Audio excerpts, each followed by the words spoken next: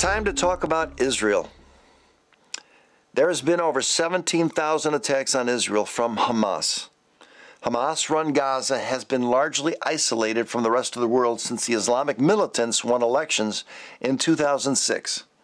Then Hamas violently seized control of the Gaza Strip in June of 2007, expelling forces loyal to the moderate Hamas.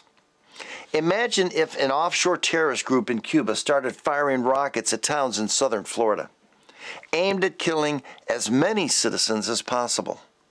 America offers a truce, but the offer is rejected. How long would you expect our government to wait before using force to defend our citizens? For 6 months, a truce was in effect between Israel and Hamas. In truth, the rocket attacks from Gaza only declined during that period. They did not cease. Israel continued to allow humanitarian supplies into Gaza and to supply more than half of their electrical needs, even while under attack. The truce ended on December 19th, and Israel sought an extension. Between December 24th and the 27th, Hamas fired 80 rockets a day at Israel and declared it would not renew the truce. By December 27th, Israel had had enough. Backed by Iran, Hamas attacks against Israel are crimes against humanity because they aim to kill civilians. Hamas has fired 8,000 rockets and mortars at Israel since 2001, forcing 250,000 civilians to spend the last 8 years in and out of bomb shelters. Some accuse Israel of using disproportionate force in defending itself, even though the majority of casualties have been Hamas operatives. Israel's intentions have always been to avoid harming civilians. In fact, they scattered leaflets across Gaza to let them know that they were coming and to get away from any known Hamas groups in the area. Now tell me, what nation goes on attack and then informs the people, hey, we're on our way?